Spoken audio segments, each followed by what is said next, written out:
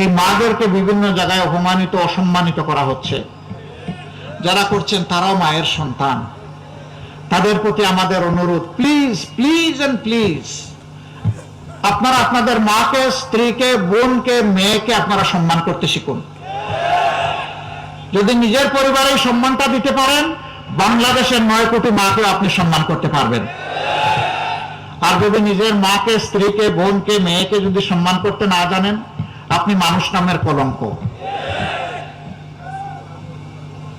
বহু জায়গায় মাদের গায়ে পর্যন্ত হাত দেওয়া হয়েছে।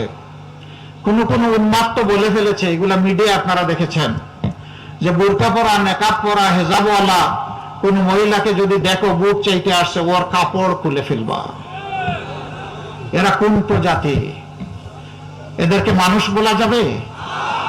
এটা আমার কথা নয় তো, এটা কোরআনের কথা। কালানাম, এরা হচ্ছে 4 পায়া জন্তু। এরপরে আল্লাহ তাআলা বলছেন বালহুম আদাল্লু, এরা তার চেয়ে নিকৃষ্ট। 4 পায়া জন্তুকে আল্লাহ বিবেক দেন নাই, তাই ভালো মন্দ সে বুঝে না। মানুষকে আল্লাহ বিবেক দিয়েছেন, বিবেক দেওয়ার পরেও এই ধরনের হুঙ্কার যারা দেয়, অপকর্ম যারা করে, আল্লাহ বলছেন এরা পশুর চেয়েও খারাপ। বন্ধুরা, ভালোই ভালোই বলছি, আমাদের ধৈর্যের পরীক্ষা নেওয়ার কোনো দরকার নাই। যেই দলের নেতারা হাসি মুখে ফাঁসির তক্তার উপর দাঁড়াতে পারে আল্লাহু আকবার বলে, এই দলের ধৈর্যের পরীক্ষা নিতে আসবেন না। আমরা আপনাদেরকে অনুনয় বিনয় করে বলছি, তার সাথে সাবধান করে দিচ্ছি। মায়ের গায়ে হাত উঠলে বাংলাদেশ বিস্ফোরিত হবে। মায়ের সন্তানেরা গালে হাত দিয়ে বসে থাকবে না।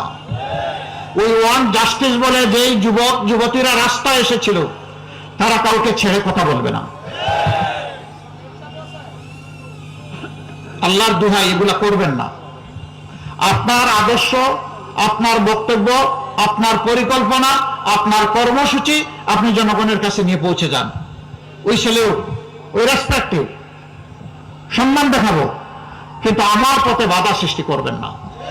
এটি আমার অধিকার নয়, এটি আমার দায়িত্বও বটে। আমার দায়িত্বে বাধা দেওয়ার অধিকার কারণে, অধিকারও কেড়ে নেওয়ার অধিকার কারণে। যুবক বন্ধুরা, আপনারা কি ঘুমায় গেছেন? 24 এখনো চলছে না?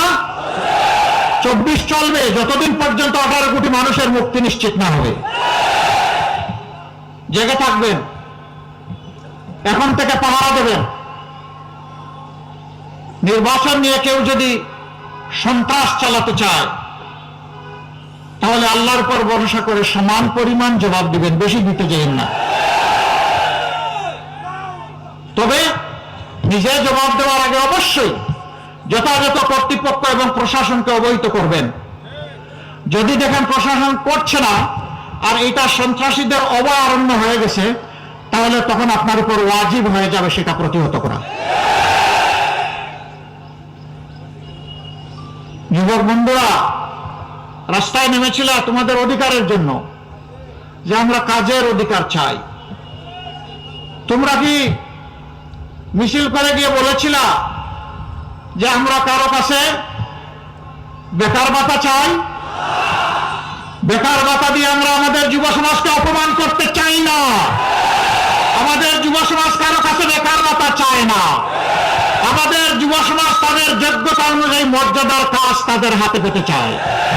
আমরা ওয়াদাবদ্ধ, আল্লাহ আমাদেরকে এই কাজের জন্য নির্বাচিত করলে জনগণের ভোটে এবং ভালোবাসায় ইনশাআল্লাহ আমরা আমাদের যুবক যুবতীর হাতকে কারিগরের হাতে পরিণত করব। তারপরে কাজ হাতে তুলে দিয়ে বলবো, দেশটি এবার তোমাদের, তোমরাই বাংলাদেশ।